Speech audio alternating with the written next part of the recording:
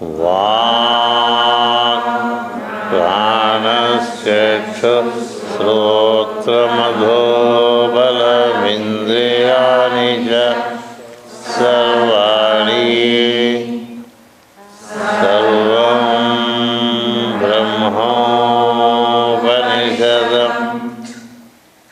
माहं ब्रह्म निराकुर्याम् मा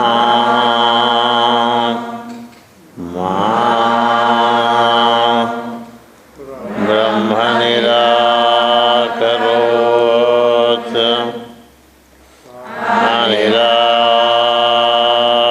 अनिराकरणमस्तु अनिराकरणमस्तु तदात्मनि निरतेय उपनिषत्सु धर्माः ते मयि सन्तु ते मयि सन्तु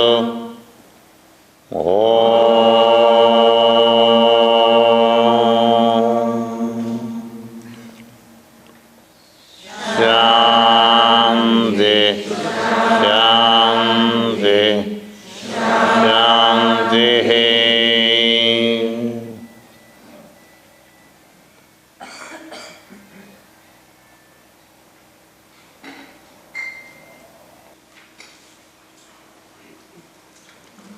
Hearty fraternal greetings and good wishes to all the brothers and the sisters.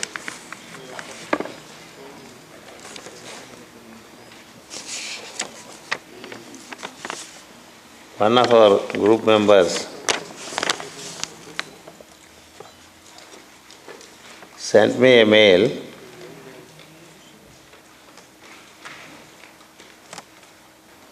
giving 3 questions.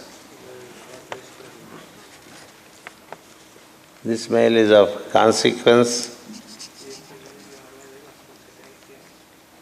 to all of us and is also is of consequence to the humanity and the globe. I therefore answered him saying that in the ensuing group life in Germany, I will answer the question.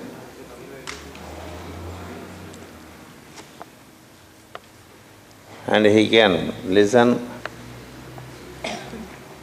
on online basis.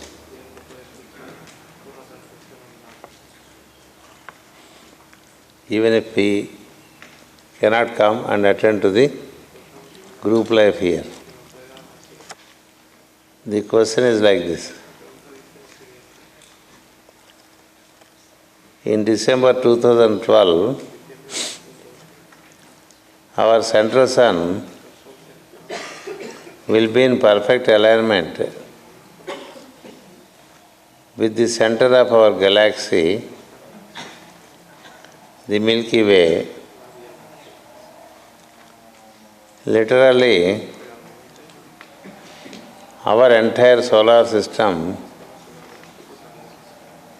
shall be crossing over the axis of the galaxy. Galaxy being the center,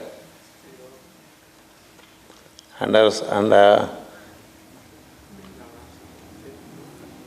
center of galaxy and the center of our solar center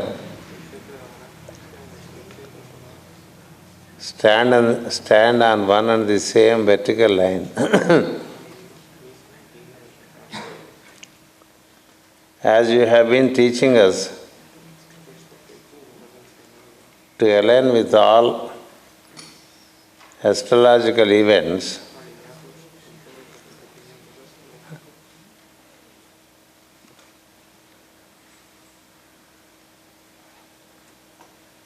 and this particular event being of most significance,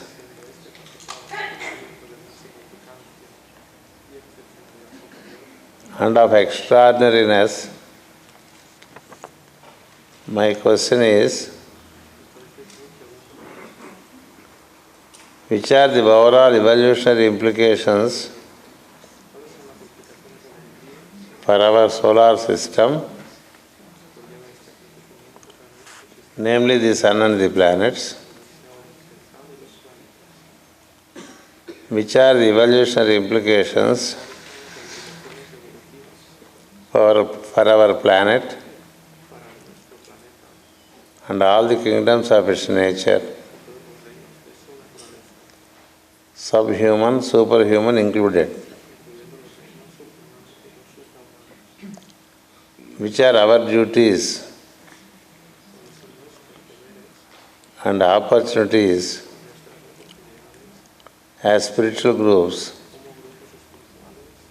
and as individual spiritualists alike? That's the question. I think we should congratulate him for having noticed this, and I'm very sure he knows the answer himself. But maybe to benefit the groups he may have asked. And he is no other than Brother Omar Nahum, the younger brother of Julieta, and his mother is also here, Linda Nahum. The issue is that our sun, our central sun, will be in perfect alignment with the center of galaxy in December 2012. It means it's an aspect of what we familiarly know as manifestation of the light of Gayatri. Gayatri contemplates alignment of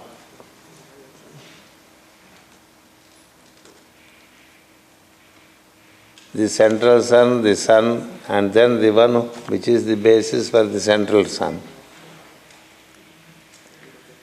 So that there is an influx of light, and that light initiates us into buddhic plane.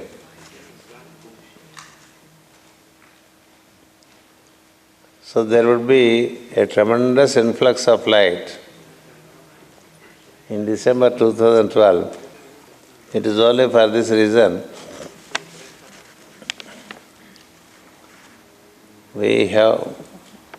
it is said yesterday morning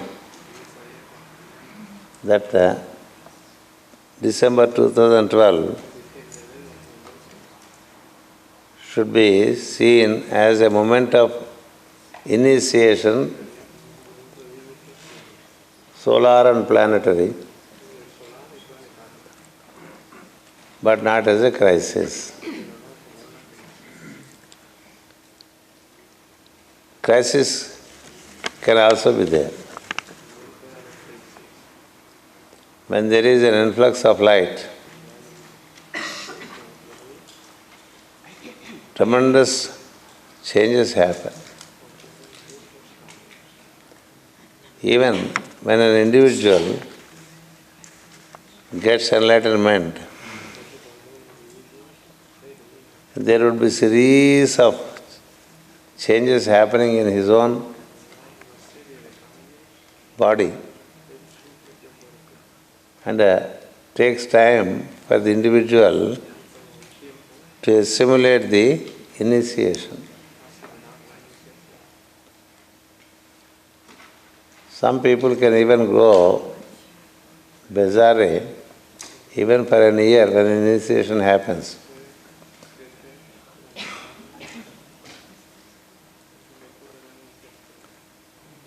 I know persons who went through the initiations, their entire personality system is just shaken and realigned. In the process, for a while they feel unrelated to the surroundings. And gradually, when the influx of light through initiation is assimilated, they gain back their relation with the surroundings.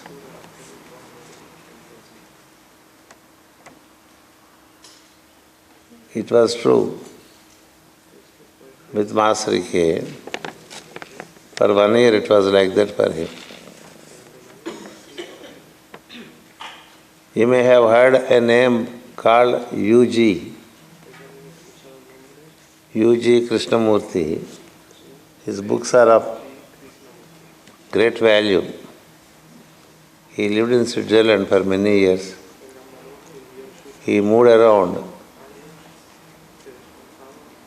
the planet for long years. Very recently, he departed from the body consciously. To him, he mentioned in his own words when we met, I have had personal contact with him. Even visited him in Switzerland 3 times, and he visited me in India 3 times. He lost all his mundane comprehensions. For 1 year, he had to be re-informed what is what. When there is an influx of light, it is all light in the surroundings, that's all. It is all light.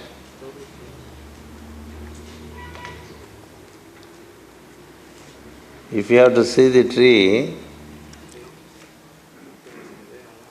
you need an effort to see the tree. Because it is absorbed into the light. If you have to see the steps, you need to make an effort to see the steps. Just like non-initiates make effort to see the subtle and listen the subtle, the initial impact of an initiation is that you do not see the form so much. Everything looks very pale. Everything is so transparent. And you also forget, when you see the form before, what exactly it is. How is it called? Mr. Yuji was to be told, this is called tree. This is called cow. This is called stool, like that. He was a theosophist earlier of a great order, taught secret doctrine, Isis unveiled. In Europe and in the US, later he came out and went into a kind of a meditation and had that impact. And he writes, if you step upon a live wire, If you step upon a live wire, you receive a shock and you faint, and it takes time for you to regain yourself. Such is an initiation, he said. Master Geseke, when he was initiated, he was neither here nor there for some time.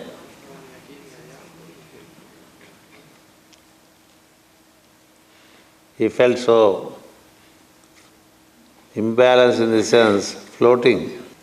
He wrote a letter to his friend, which that friend showed me.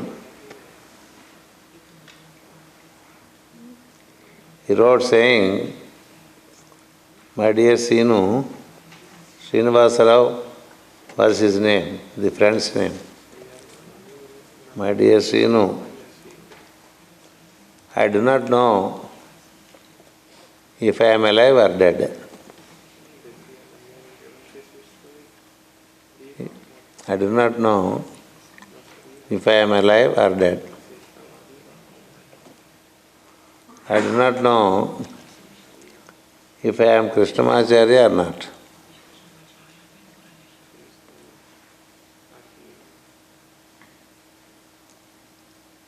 In case something happens to me, someone should understand what happened to me. So, therefore, I write this letter to you."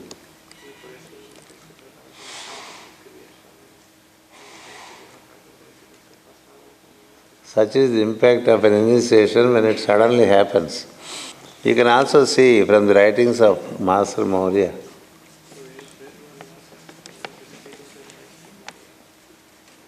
He says, if we suddenly appear to you, you become blind. You may lose your mind. Don't think we are unwilling to appear to you. But if we really appear to you as such, you can't bear the light, you may become blind, you may become mad. Therefore, we make a slow approach to you before we make our appearance. I just give these examples to let you know what happens when there is a great influx of light. From galaxy to central sun, from central sun to our sun, from our sun to our planet,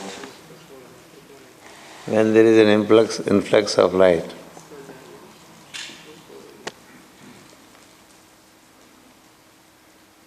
What happens is the question.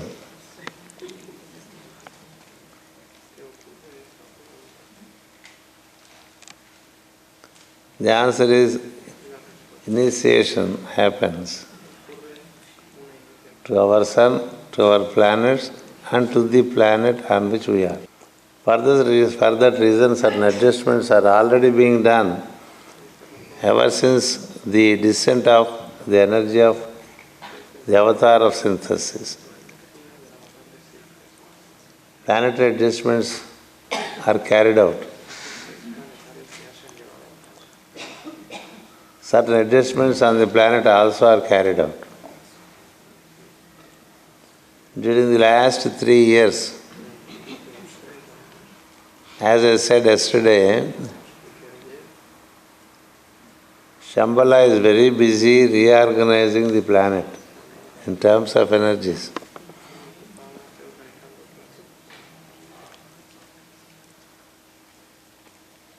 There is a preparation happening in the subtle world to meet the situation.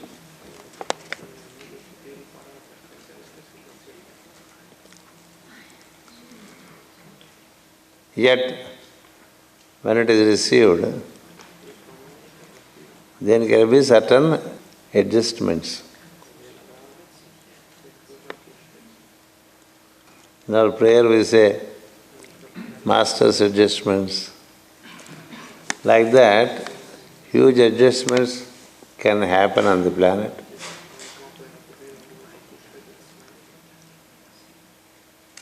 To ensure appropriate alignment. It might mean a tremendous shake-up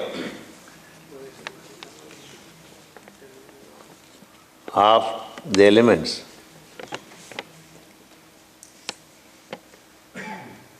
The water, the fire, the air, they take to rearrangement and realignment.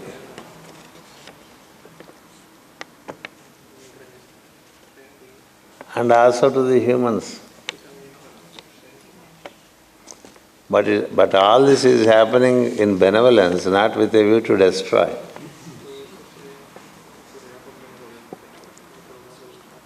The purpose is benevolence. The purpose is to lift up. As early as in 48, when Master Jalkul gave the initiation, the fifth stanza of invocation, it was there from the beginning.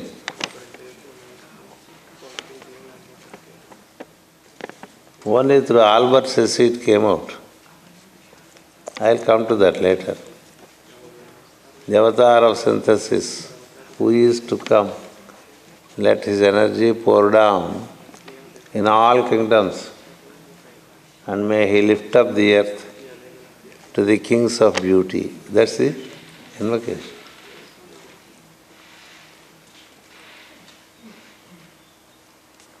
Certainly there would be certain adjustments. Adjustments are not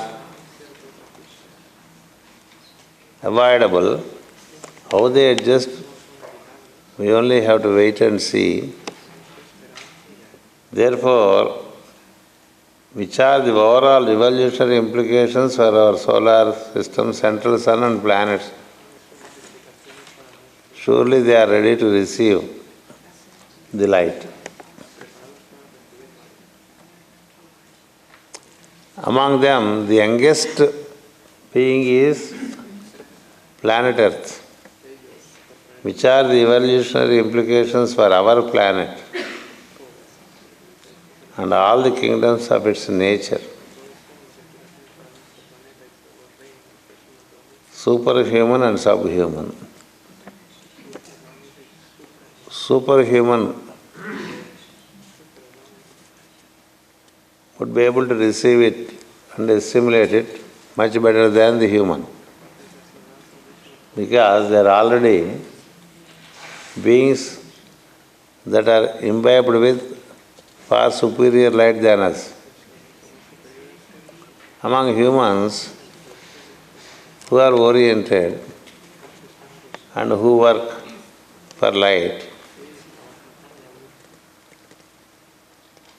they may be able to stand it. They may be able to stand it. But generally, it means an adjustment. All kingdoms of nature, they take to adjustment, including humans and subhumans. Just like in the body, when there is a tremendous shake-up, everything is subject to readjustment. Adjustments are inevitable. The degree of adjustments depend upon the fitness of the groups of beings that are spread all over the planet. The degree of mundanity decides the degree of adjustments.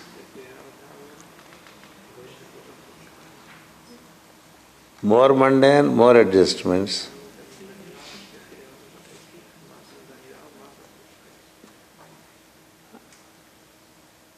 Less mundane, less adjustments. super mundane, they gain much better light.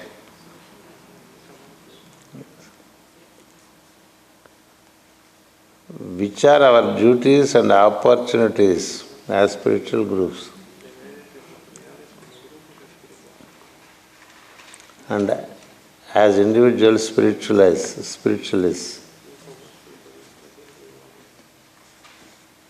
to give more emphasis to stand in alignment and to stand in light,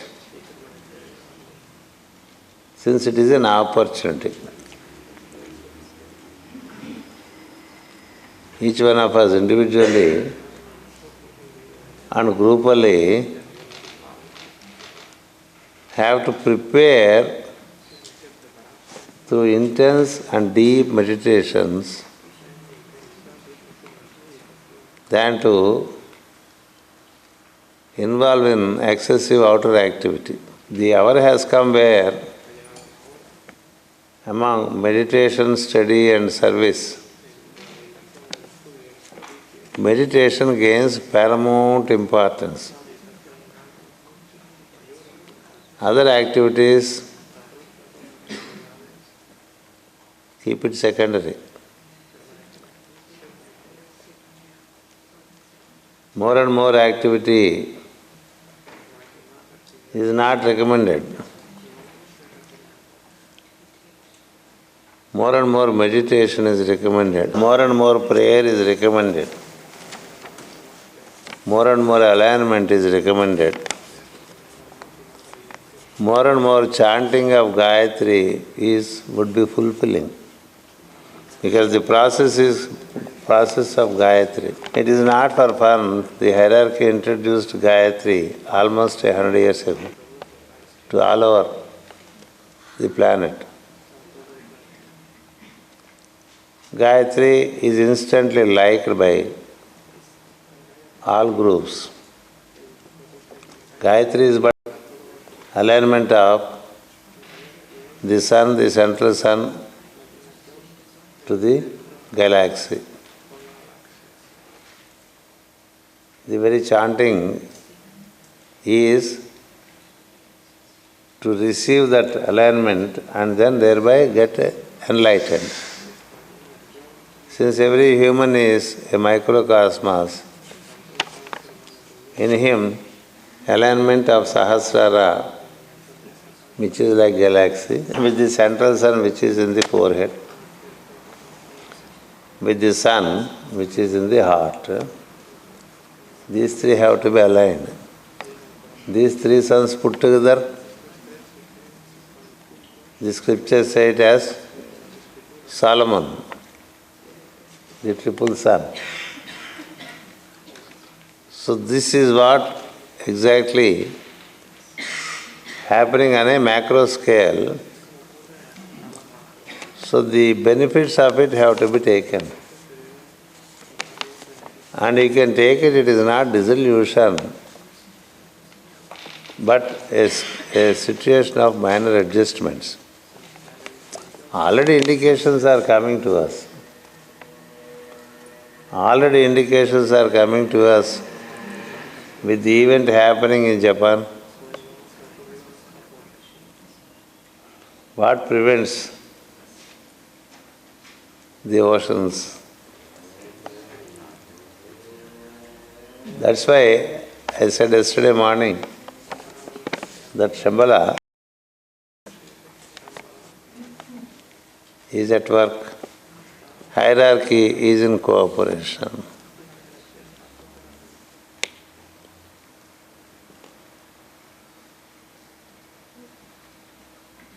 Energies are adequately being anchored and specific to absorb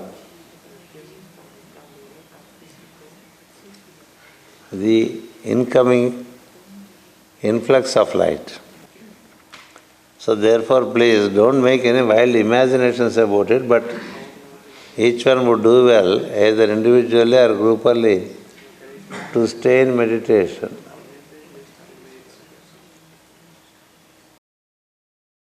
Duties involve only Which are our duties?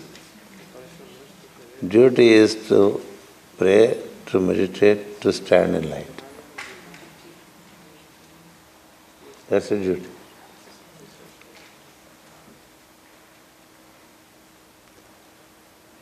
Opportunity is,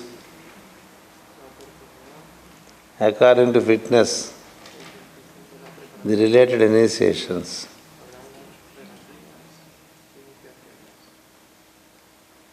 So that's how this is a very important question where he covers the solar system, the planet, the beings on the planet, superhuman, human and subhuman.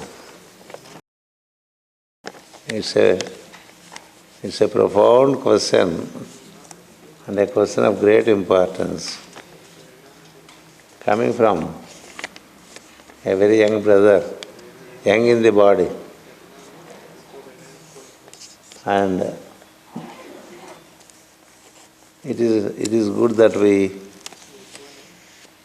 deliberate upon it in a group like this so that we can share the information without causing excitement. Information has to be shared in responsibility, but not to cause excitement. So let all the groups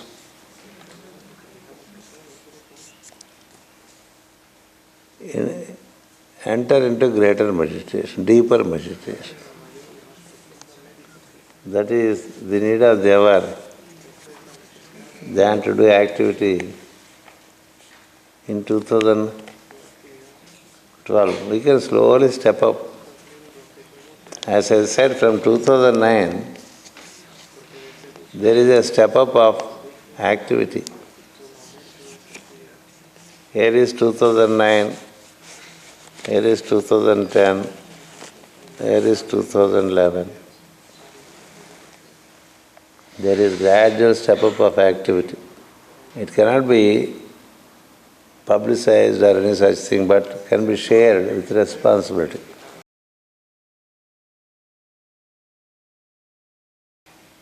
Therefore, I thought I'd do it. And the person who asked the question is also online. In fact, he is online since the very beginning of the seminar. Every day he is visiting the Geseke. Not only because he asked this question, even otherwise he does it. So that's the answer. It may... People have some kind of smell of this about 2012 December and all that. Yes. Our brother Paul has been asking of this for years. Mexican calendar concludes by 2012. What have you to say about it and all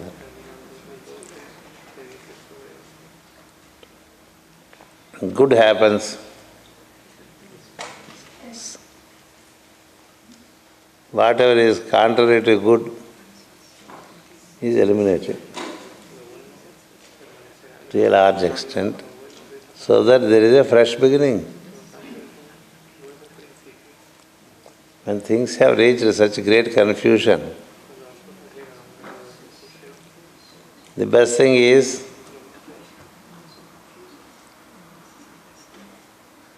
quitar and recomenzar. Start a fresh plan. If a work gets into confusion, better start afresh. That's what I was indicating yesterday. The economic turmoil, the political turmoil, the social turmoil, the religious turmoil, the corruption is at its lowest ebb. All these things are sufficient indications. And there is need for a change for the better. And what is desirable and good is always preserved by nature.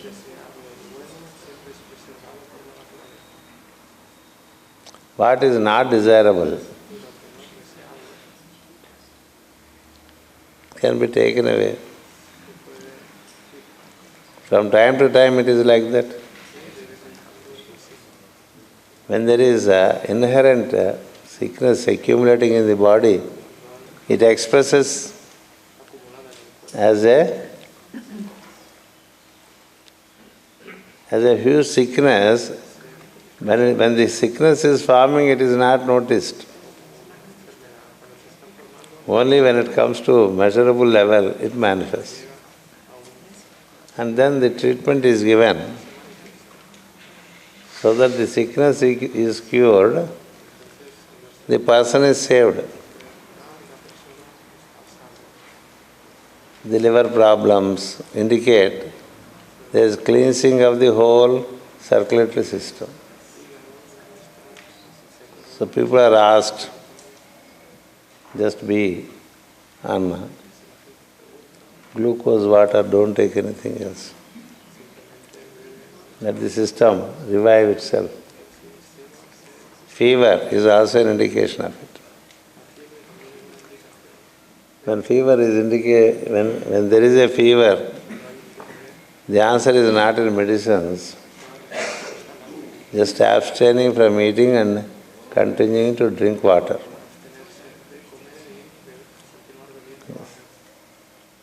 Among the medicines, the best medicine is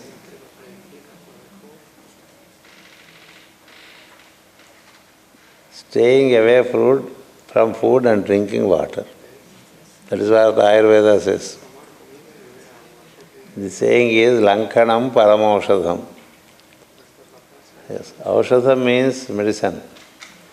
Paramaushadham means it's a super medicine. Yes. Super medicine. What is super medicine?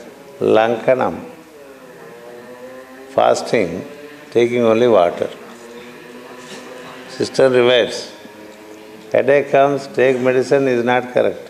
Headache comes, drink water. Stomach problem, drink water. Defecation problem, drink water.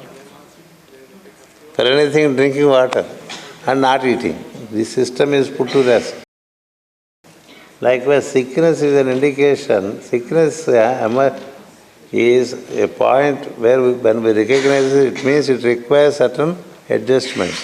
When the planet and the activity on the planet has reached sufficient degree of sickness, it has to be addressed. We all agree that the planet and the activity on the planet is sick. That nobody denies. So when it is sick, put the whole thing to fasting and revive the thing so that the undesirable is eliminated, the desirable is retained.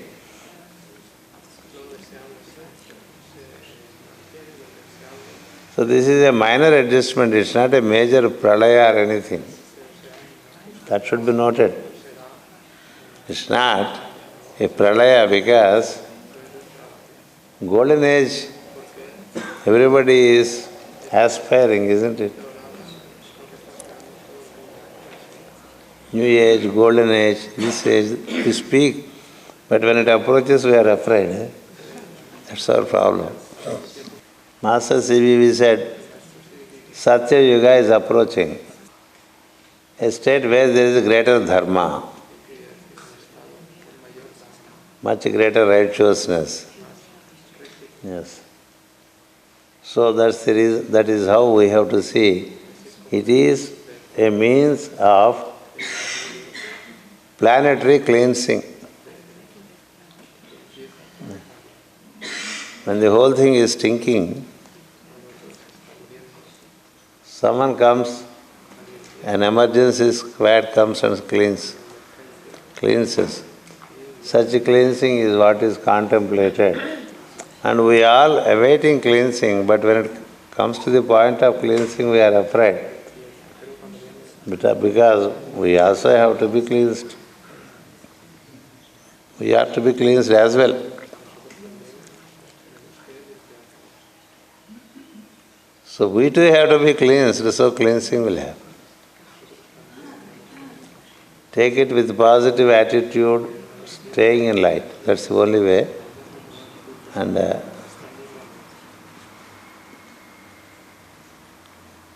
it is beyond human comprehension. Already movies are coming to prepare people.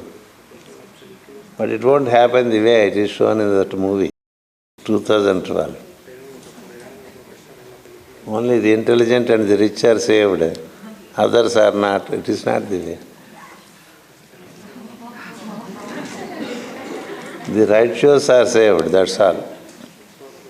Nature cares for righteousness, does not care for rich people and powerful people unless they are also righteous. Basic principle for nature to protect is righteousness. So we accept gladly, we are waiting for it.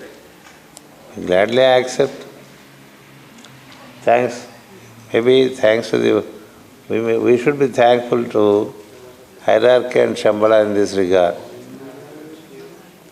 They are doing their very best to insulate and protect, trying to give the best health with minimum treatment. Good doctors give minimum treatment and bring out greater health, greater restitution. That's what the Hierarchy and Shambhala are actively working with. So we be grateful to Hierarchy and Shambhala and be mindful of inner alignments and try to be as righteous as we can be. That is how the question is answered.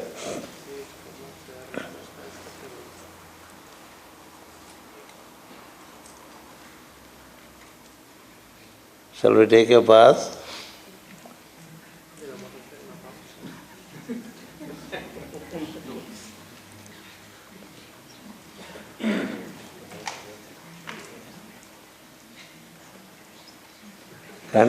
Continuing the story from morning.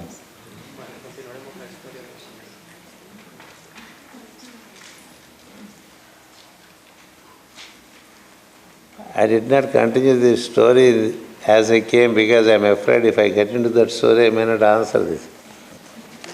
Every day I come with this, but I am not answering this. So I answer that and then get back to our...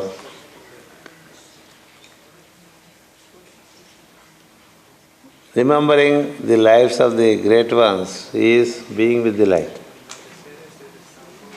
That is one good way of being with the light. It is very absorbing that way. That's why alternatingly wisdom is taught and stories are given in the older system of teaching. Every teaching is followed by a story. The story reinforces the principles taught through wisdom. So be it the story relating to the Lord or the story relating to the initiates, it enables us to experience the presence of the light and enables us to stand in light. Wisdom also does the same. Wisdom teaching includes teaching the stories of initiates. Regularly reading the stories of initiates is as important as reading profound aspects of wisdom.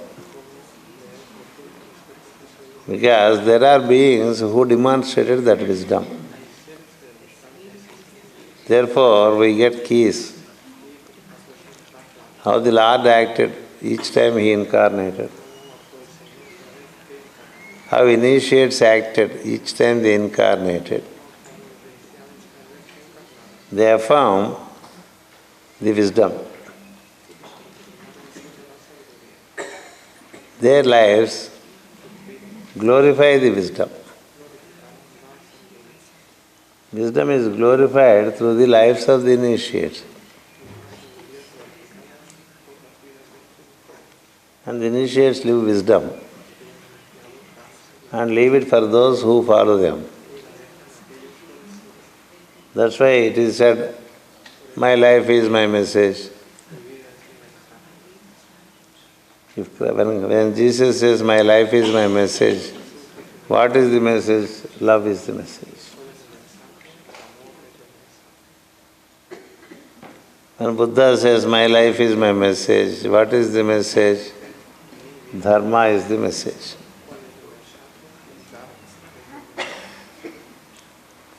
So like that, if you see the lives of Pythagoras, great initiate. Whoever writes it, it doesn't matter. Read the stories of initiates. They are very helpful. We get the presence of the initiates when we read their stories because they are living entities. They are with us on the planet. They did not depart from the planet simply because they would like to help us. Simply because they have that love for beings. So Geseke was born to a Vedic scholar who was an authority on Veda during those days, southern states of India. He was also a great healer in the discipline of Ayurveda.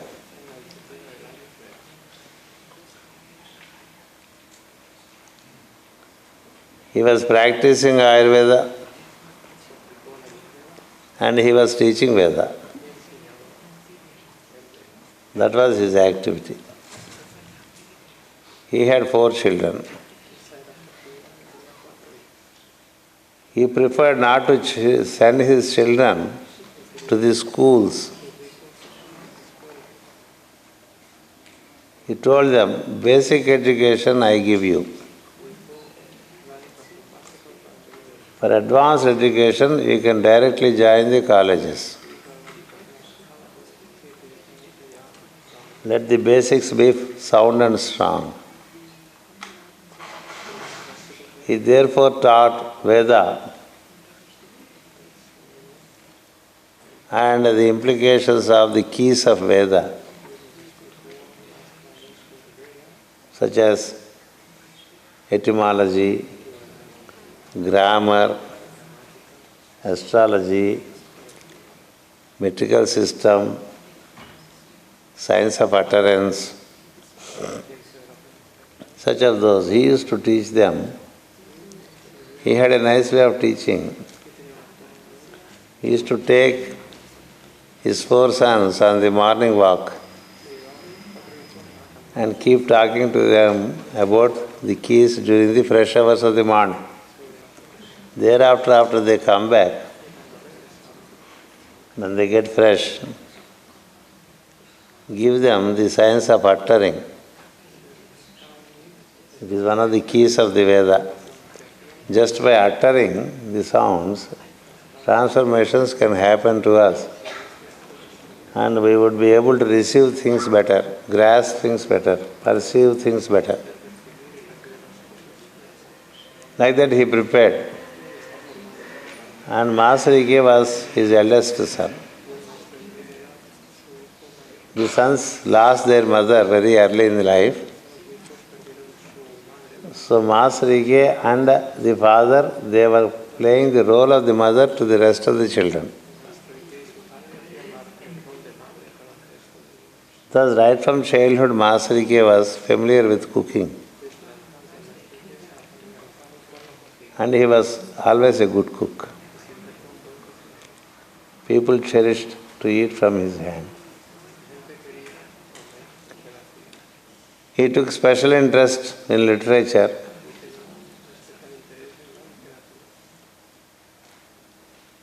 and went into the Sanskrit and Telugu literature. Telugu is one of the ancient-most languages of India, and it is one of the offshoots of Sanskrit. There are almost all languages in India are offshoots of Sanskrit except Tamil. So he was a scholar of Telugu and Sanskrit, and he picked up from his father English also. And he joined straight away the college with background of Vedic understanding. When you get into colleges, you shine far better than your colleagues. It is a well practiced thing for some time in India. During his times it was like that. They shine forth much better than the other students.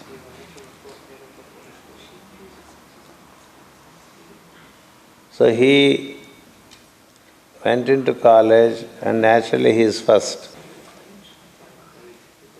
He was first in graduation. He took 2 masters. He was first in masters. He took interest in the Vedic keys and learned etymological key, grammar, metrical key, and also the key of utterance, 4 keys. And he also assisted his father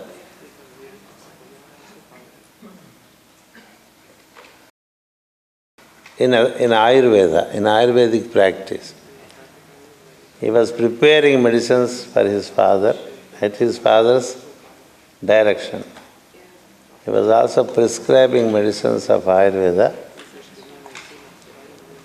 until he shifted into homeopathy. He was also practicing Ayurveda.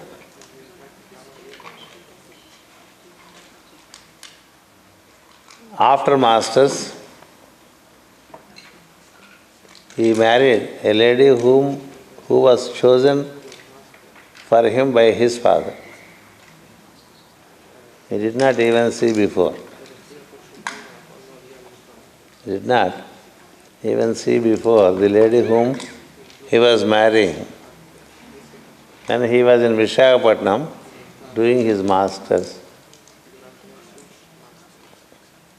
Master Ike took particular interest to work with the light of Gayatri. Every Friday evening, he used to disappear from the hostels of the university. He studied his masters in Visakhapatnam. Friday evening, he used to disappear from the hostel and reappear only on Monday morning.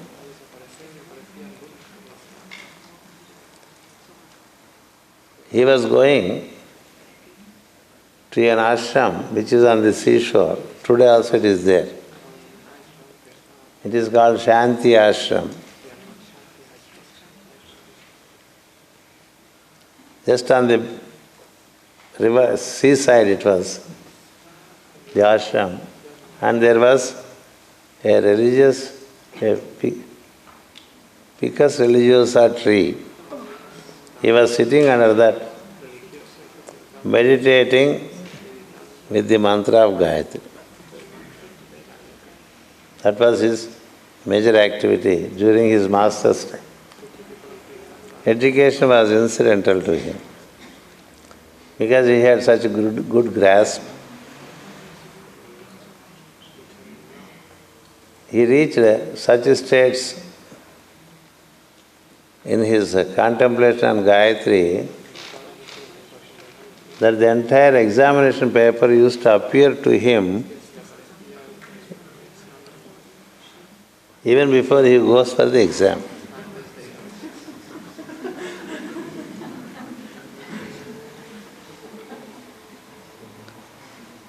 Thanks to his father, he knows that he should not make use of such benefits coming through contemplation.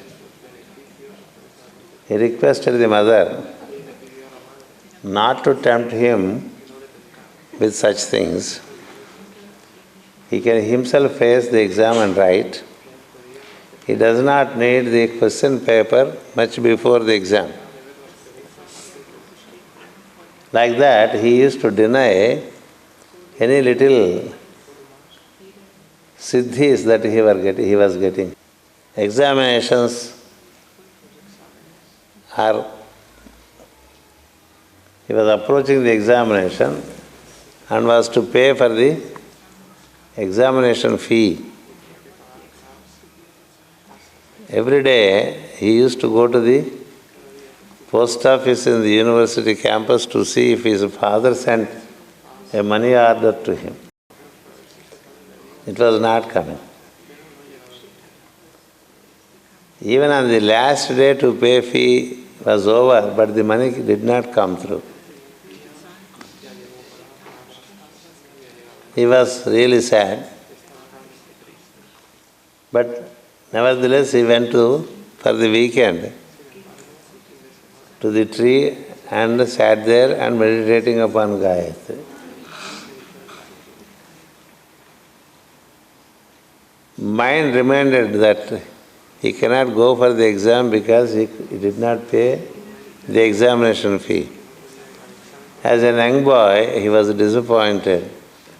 Tears rolled by, but he continued with meditation. Suddenly, he found a lady in light and said, "Don't you worry, the fee is paid. Continue with your meditation." He was surprised. So as usual, throughout the weekend he meditated. Monday morning, he went to the university office. He found his name in the list of those who are eligible to appear for the exam.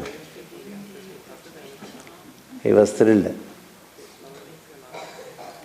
He did not know who paid it. He appeared for the exam. Again he came first. He secured a gold medal. Later, when he went home, his father said he selected a girl for him to marry, and that it is time that he marries and settles in life. Master said, "Okay, whosoever you select, I marry." So he married the lady, and due to his brilliant performance in academics, he was given lecturer's post in a college in Guntur, which is their native place. He joined the college as teacher of the language of Telugu, and he has set his family and thought he should continue with his meditation of Gayatri.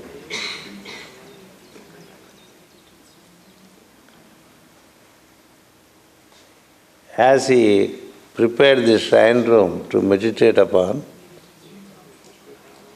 he purchased a particular photograph of Gayatri and set it on the altar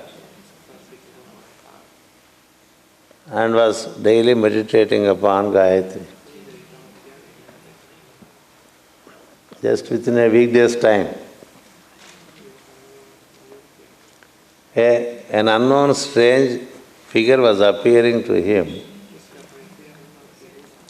starting from in a sitting posture, starting from the legs. He first saw the feet, then the forelegs, the meaning up to the knees, then the rest up to the waist, then the belly, then the chest, then the hands, and then the face. Every time when he was contemplating upon the light in the forehead, this figure was appearing. And he tried to eliminate the picture from his mind's screen and continue to meditate. But invariably it was appearing. He did not know who he was. The person who was appearing to him in his contemplation, he did not know who he was.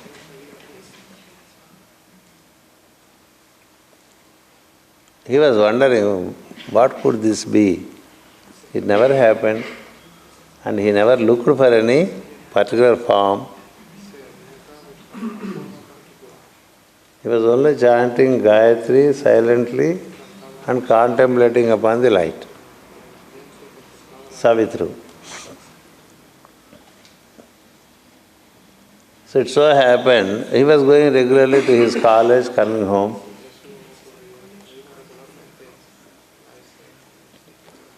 One day he received an invitation from a nearby village. The headmaster of the school there wanted that master comes and delivers a lecture on Ravindranath Tagore, one of the great beings of India, who wrote Gita Anjali, whom Einstein made sure to meet. Einstein met Ravindranath Tagore to exchange their experiences of God. Such was the eminence of that person.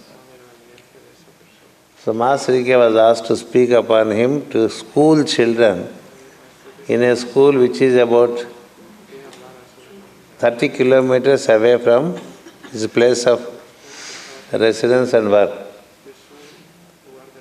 He went there.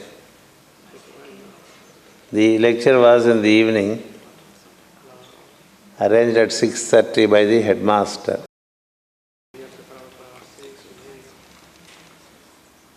So he reached the place and reached the house of the headmaster an hour before, because he wanted to have certain interactions with the headmaster.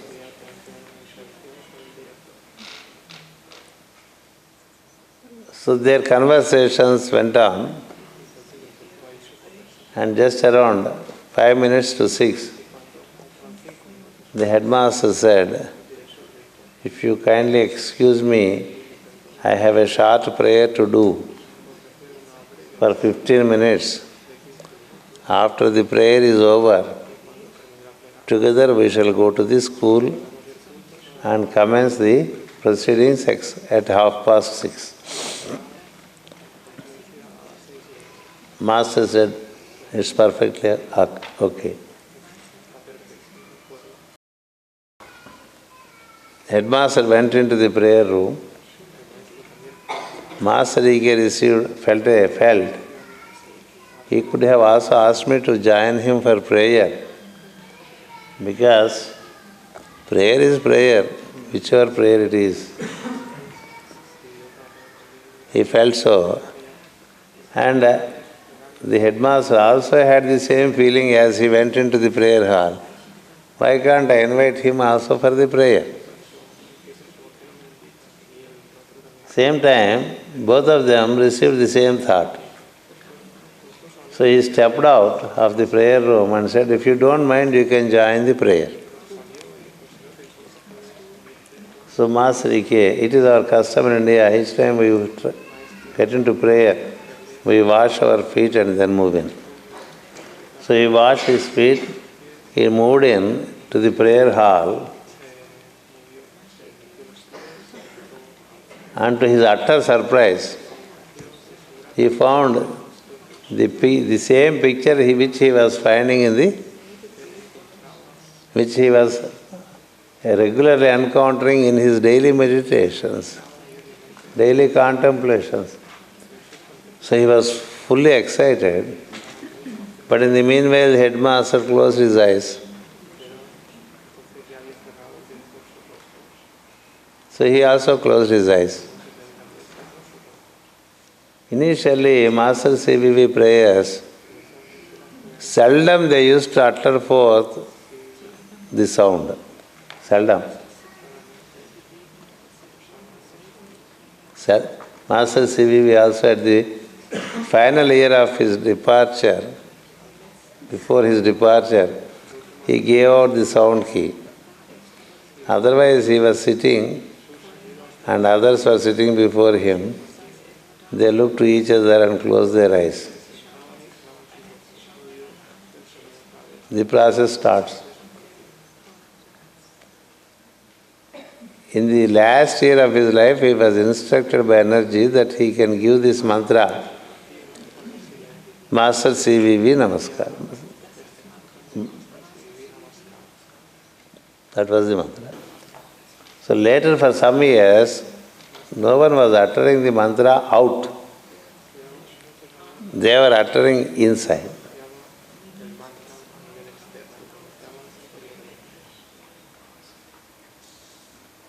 So he went in. The headmaster closed the eyes, he also closed the eyes. Headmaster went into prayer.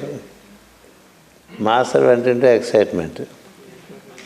Because now he found a means to know who he is. So as the prayer was over and the headmaster opened his eyes, Master Ike asked, who is this master? Who is this Guruji? He asked. Then the headmaster said, he is a great being. He lived in Kumbakonam. He is called Master CVV.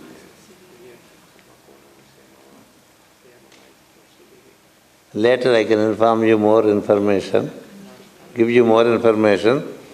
For the moment, let us go for the program. So as Master was very magnetic in his speech, it was known to all those who have seen him and listened to him. So the speech was well appreciated by the children. They came back to the host's residence. Then Master Ike explained his experience with this master since over a few days. And the headmaster was surprised that the master whom he regularly prays was giving the presence to a person who did not know. He hugged him, being an elder, he hugged him and blessed him and said, it's a great blessing. It seldom happens. Till date it did not happen to me. So Master Ike requested for a picture of the Master. Those days in India, to have photographs was not really so very popular. And the Master's picture was only available in Chennai. So he gave the address of a disciple who holds these photographs. And that is, in the morning I mentioned P.N., the philosopher. He was in charge of the photographs. So that address was given and said, write to this person, you get the photograph. You are already blessed, so you may continue with it. So he wrote to that P.N. in Chennai. In a matter of 10 days, the photograph arrived. He made a nice frame and set it on the altar along with Gayatri. When he started praying, according to the advice given by the headmaster of the school, the master started smiling at Masrike. And 2-3 days he started speaking to him.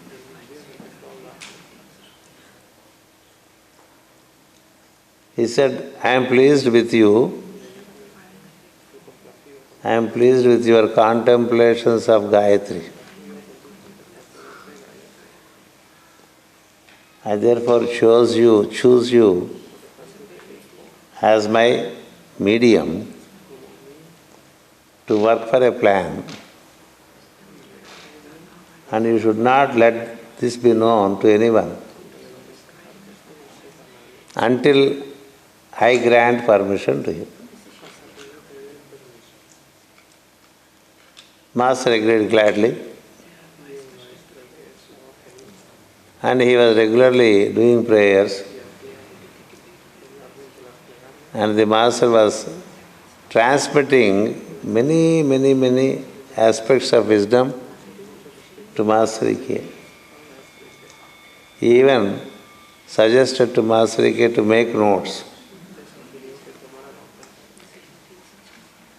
Among those notes which he took, when later a part of it, when it was systematized, it came out to be spiritual astrology.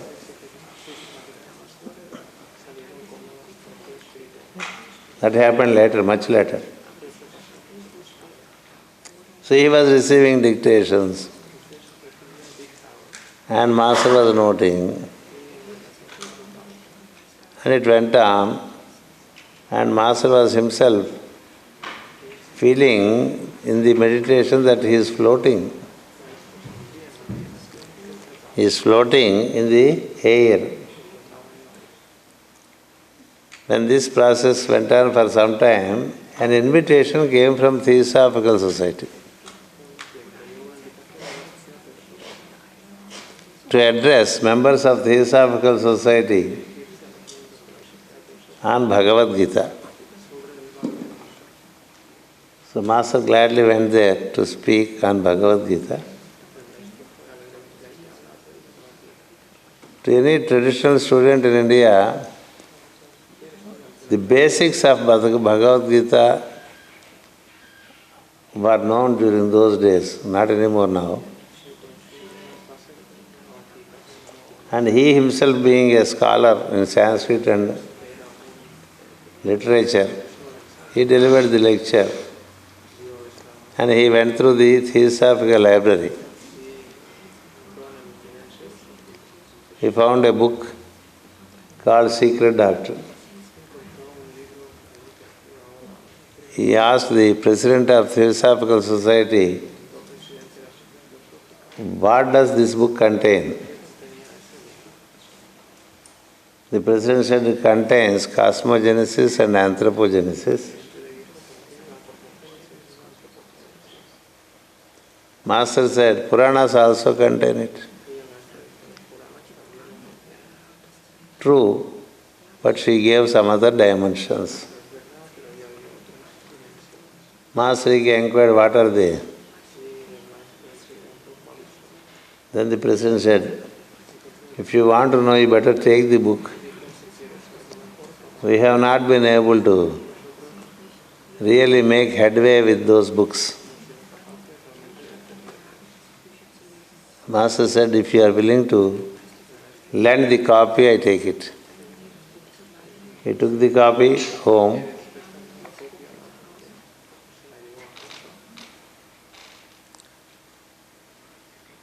and started reading overnight.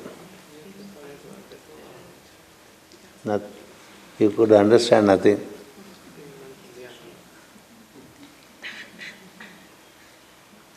Nothing could be understood. It was surprise to Master Ike that he could not understand the book.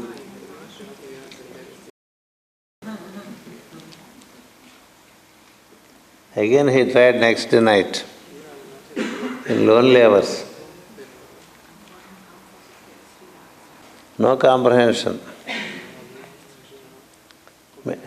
Around 2 o'clock in the night, he closed the book and went out for a cup of tea so that he can abstain from sleep and continue with the book.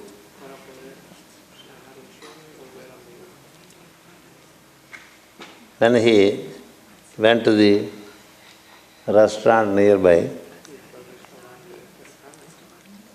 it was called Shankara Vilas, very famous during those days. Till very recently it was there. So he took tea, and when he was returning, a very old man approached him in a very shabby dress, with his barb grown, all white hair and white clothing, but not very, it's not tidy, in the sense no ironing, seems as if he has been wearing it for many days. And there was a pen in his pocket, and the ink of the pen has made a big mark at the pocket. He encountered Master Ike and said, "Do you mind feeding me with a couple of chapatis? I am hungry," he said. Master Ike's mind was with secret doctrine. He was walking, was not noticing anybody. When someone has approached and suddenly he saw and he asked like this,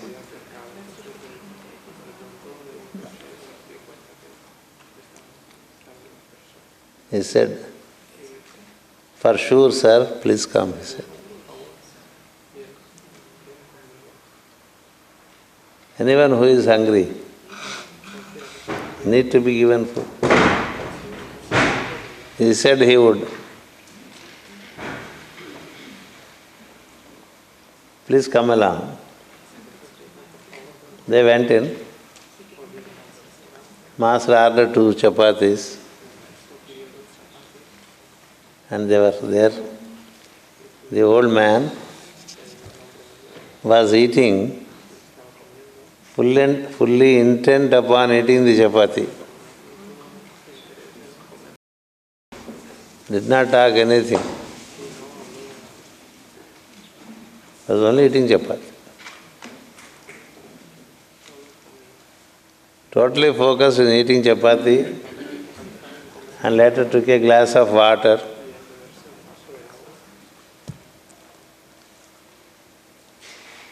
Master Ike asked him, "Anything more?" He said, "No, I needed 2 chapatis. He gave it. That's enough. Thank you. Let's go." They went out. They were walking towards Master Ike's house. Then the old man suddenly said, "So you are reading secret doctrine?" That was so thrilling to Master Ike, the whole body. He had Goosebumps. How on earth this man knows that he reads secret doctrine? Never knew him. As if from nowhere he came, he asked for food, which was given, and he says this. He was stunned. So the old man again asked him, "Are you reading secret doctrine?" He said, "Yes." "Before you read secret doctrine, read Bhagavad Gita. Read Bhagavad Gita." He was speaking in English, very chaste English, excellent pronunciation, Oxford pronunciation. Master felt he should be respectful to this man and said, "Sir, I know Bhagavad Gita, I have been reading it over years. I know most of the verses by heart." But the old man said, with the same tone, with the same emphasis, "Before you read secret doctrine, read Bhagavad Gita." It looked like a command. No questions, don't ask me anything, just do it, that's all. It stunned the master. He said, "Yes, sir." And they were walking along, and master was saying, "Who is this man? Who could this be? He speaks such nice English, but he looks so poor. And the way, this ink in the pen, it's all very funny, no? And no shaven face, flowing hair, all white, dress white, hair white." He was thinking like that. After a while he wanted to know who he is. He turned aside. He did not find anybody. There was no one. That was much more stunning to the master. So he went home and he went through Bhagavad Gita. That study of Bhagavad Gita,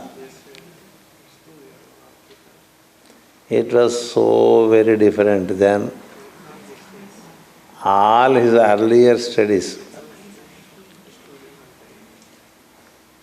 He never knew that there was so much in Bhagavad Gita. The whole scheme of the incarnation of Krishna, why did he come, what did he do? A huge movie was happening. Was excited.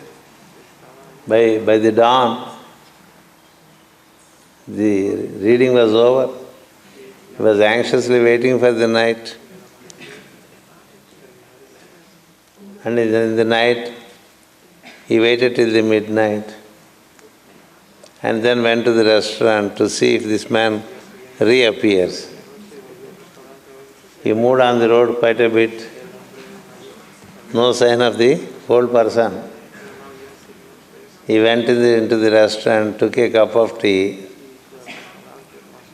and then in despair, he returned saying, "Okay."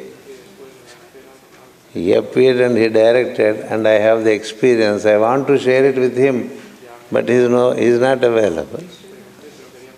So he was coming home. Then at that moment he appeared again and said, "How is Bhagavad Gita?"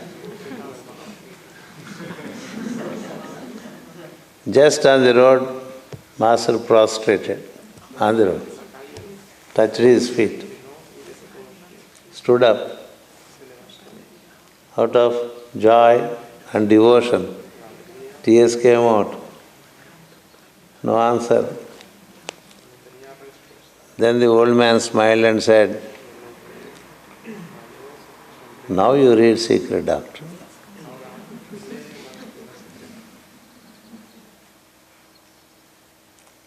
Then master started reading secret doctrine.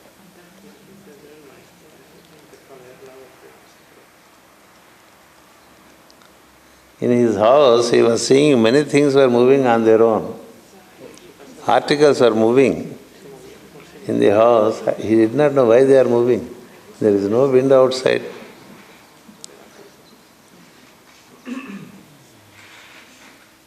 Some kind of tremors. But he was fearless. He said, okay, whatever it is, let me read. He went through, and over some nights, he could read through. He understood that Bhagavad Gita has the keys for secret doctrine, and with those keys, he could open secret doctrine and read through and understand the races, the manvantaras, and the story of the planet, and the story of man in a much more lucid and clear manner.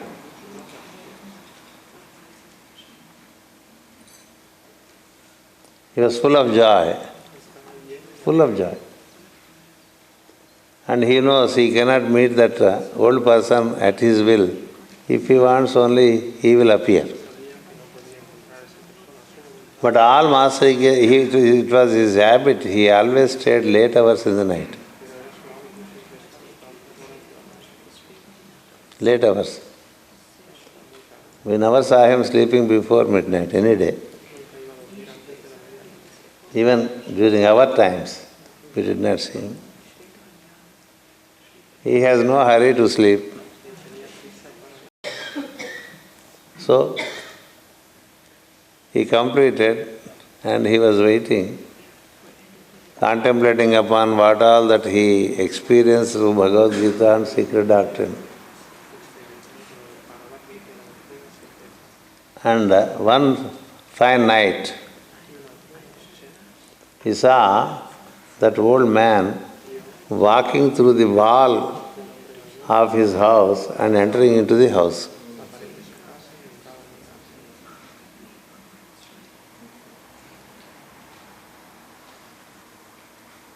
How will it be?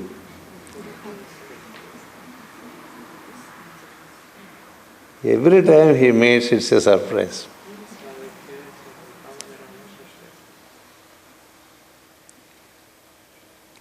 In fact, in the second encounter when he met, and the old man said, now you read secret doctrine, Master said, would you like to eat some chapatis, sir? He said.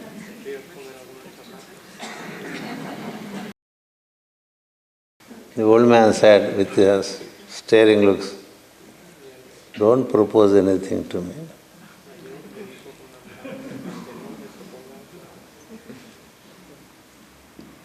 Don't propose anything to me. Listen to what I say. Wow.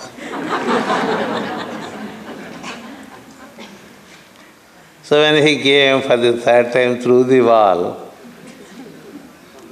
he was just flattened. Master was flattened. Prostrated at the feet. You should not talk now, because if you talk something, he says, you have to wait till he talks.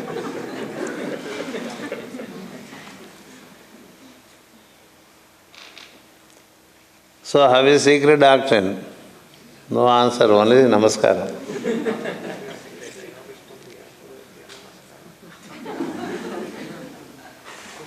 We like you, we want to work with you. We have been observing you our childhood. You have an attitude of love, a concern for beings. You have an attitude of service. And you are very duty bound. And you have good perceptions. We therefore decided to work with you if you are willing.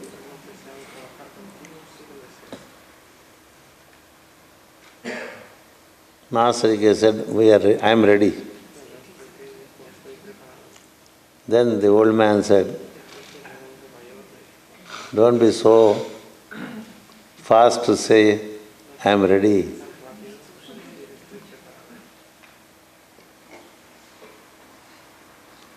It's a tremendous work.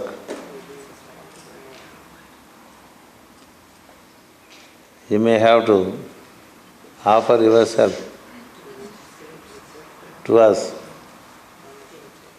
and we have to be your priority, nothing else. Your readiness has to be to that extent. Your readiness has to be to that extent.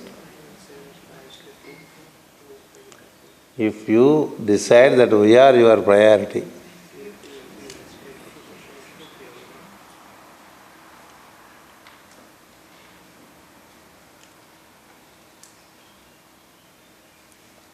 you let me know. I come back.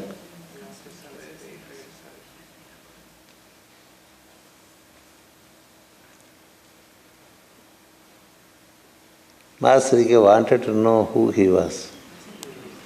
At least with the other, he came to know that he is Master CVV. Who is this man? He did not look like him. But he was afraid to ask because he was afraid to ask. When he had this thought in his mind to ask his name and better not,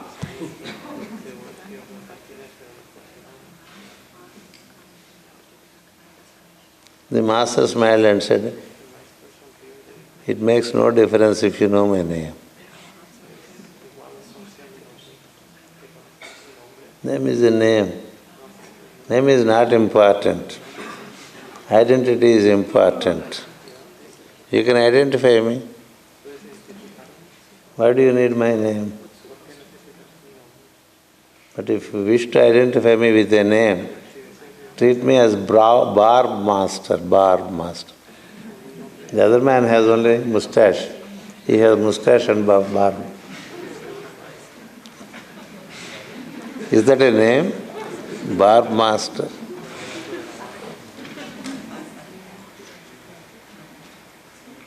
From time to time, we will let you know what you have to do and you may have to do. I'll come back and meet you. Then, if you are agreeable, we shall work.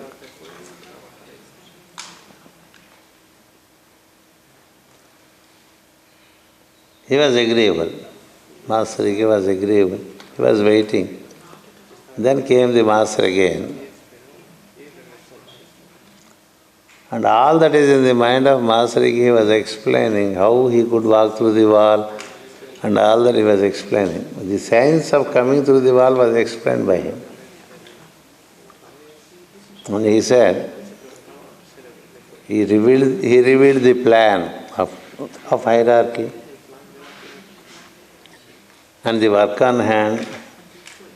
What is he to do? To teach and to heal. And he shall be supplied with the necessary wisdom. But he should be concurrently aware of the subtle side of life along with the normal mundane life. And he should not reveal the other side to anyone. If he does it, he may have to pay a penalty. Not even to the dearest and nearest one he can inform. It is so difficult, when you have such extraordinary encounters. Would you not like to share with your dearest friend, with your parent, father, who taught him from the beginning? With his lady.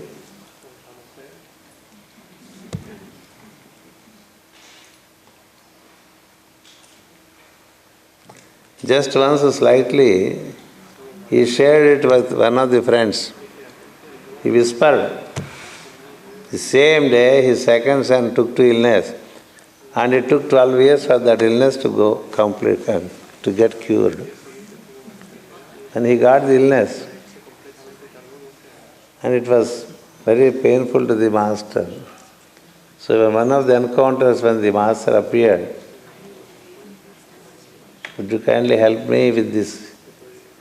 No, this is the penalty. Not that we are punitive. It is there in your son's program.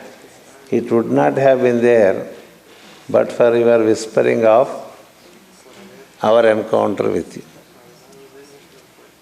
So like that it started.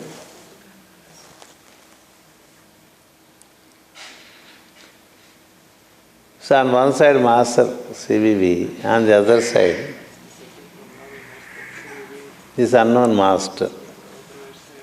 They started guiding Mastery.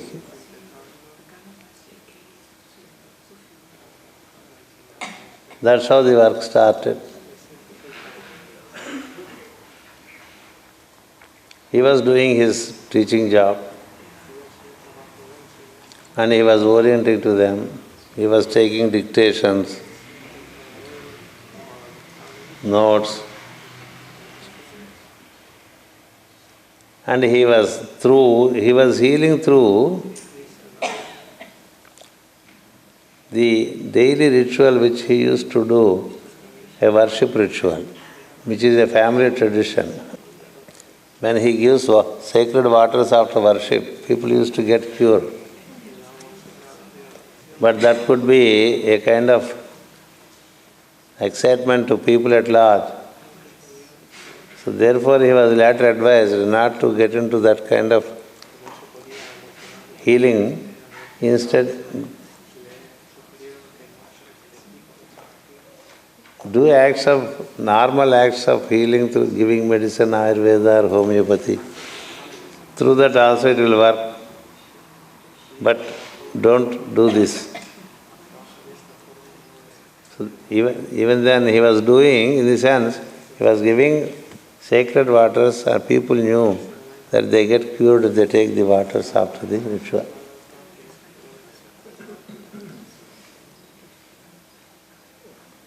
So he started teaching. And he was also learning astrology. He had the facility of learning from the higher circles. And he made some art, a magazine for some time, ran a magazine called Mihira. In that magazine he wrote certain articles relating to astrology.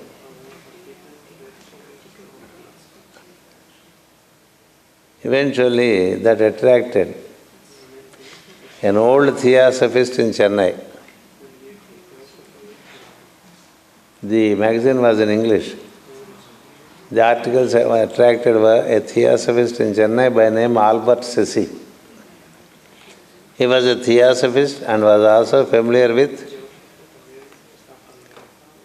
the works of Bailey. He was also heading the Arcane School in Geneva for some time. He was in Chennai, Adayar, Theosophical Society. When he saw the articles, he invited Master K to come to him, and together they went to Nilgiris. There were a lot of exchanges on theosophy and astrology and on the Eastern wisdom. The theosophy holds very high, in a very high esteem, the Eastern wisdom.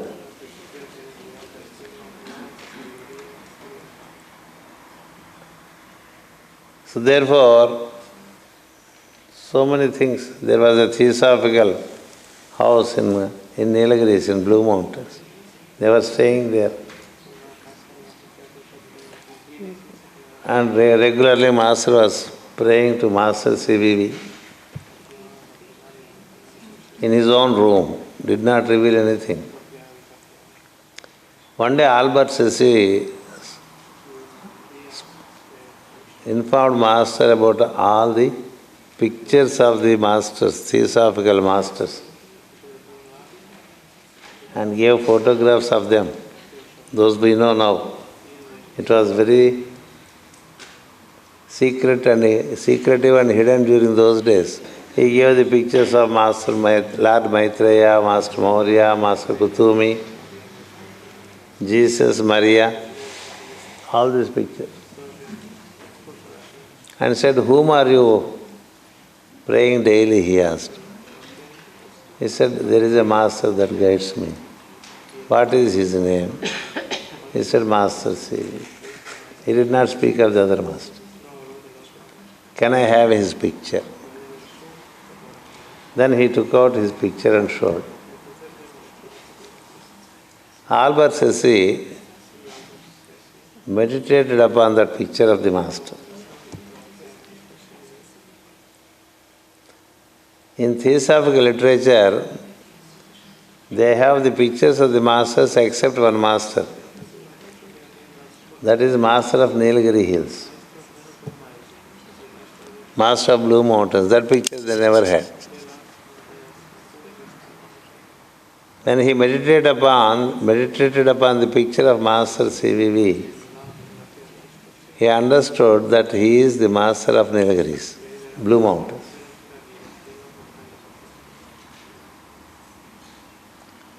And said, "We have been looking for this, and you are with him."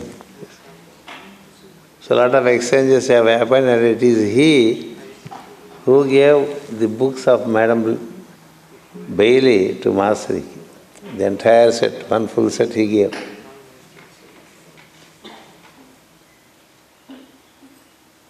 That's how he received them. It is he who gave the full text of invocation to Master K. The full text of invocation was not put out, only 4 stanzas were put out. But the entire text was available with Albert Geseke, so he gave it to Master K. That's how we were doing it, even from 72. And to the West it was brought out in 82 or 83. So that's how he invited Master to the West.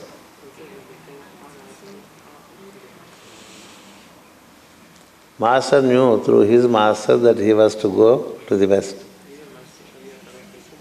His work was, the task entrusted to Master K was fusion of East and West, spiritual fusion of East and West.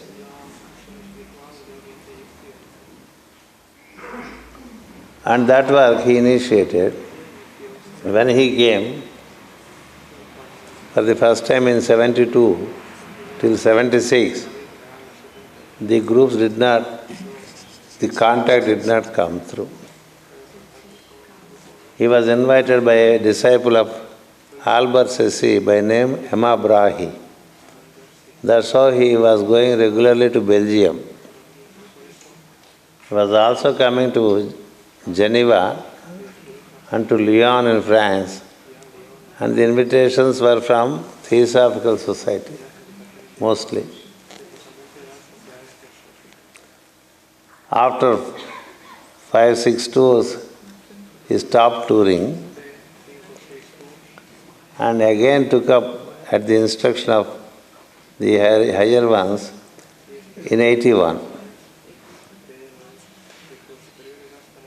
So I was with the master from 70, and it's a story. And in 81, it so happened, when he was to go in July, in February, and the full moon of Aquarius, I received message that I shall have to accompany the master. I kept quiet because we know from Master Ike, whatever you receive in prayer is for you, not to be divulged. To me, passport was also brought by Government of India for some other reason. I received my passport not by my effort, but by government's intervention. Government is ruled by Saturn. Saturn is master CVV. So I received my passport and the total number comes to 8. I know that I was not to go on a professional work, but I will go with the master because the message has come.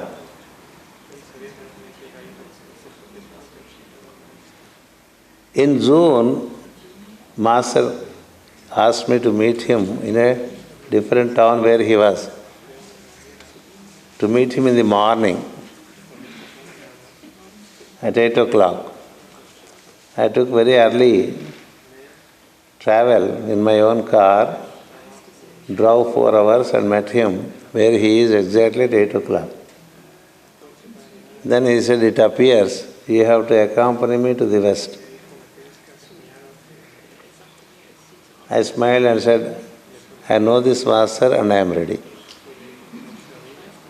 He was surprised. How do you know? He said, I received it on such and such a date.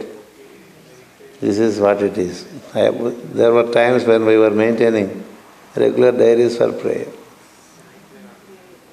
He was surprised. He said, you are holding all my responsibilities of work in India. You are holding a profession. You have a family with kids. My children were kids. And this journey to West is about 3 months. Are you ready? He said, I am ready. That's how I was coming to the West in 81. So I was along with him when I came. That was the year in which the groups got introduced. Starting from Belgium, we went to Lyon, France, then to Geneva, and then from Geneva, through Rudolf Schneider, all groups have come in contact. Some groups, not all as we have today. So 82, when we were again to come, in between 81 and 82, whatever Master intended saying, I was receiving earlier, the messages. I used to show him only when he proposes, tells me what are we to do.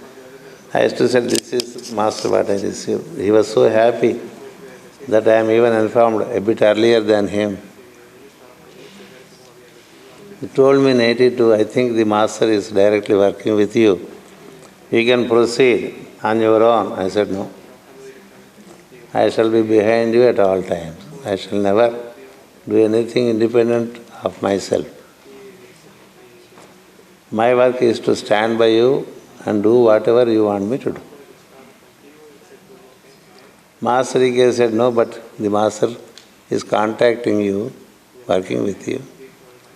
And you are receiving the same message as I received much earlier. I don't know if Paul remembers. Once I went into Munich streets to buy a golden frame to set in the picture of Master CVV. I came with the golden frame when we were all together.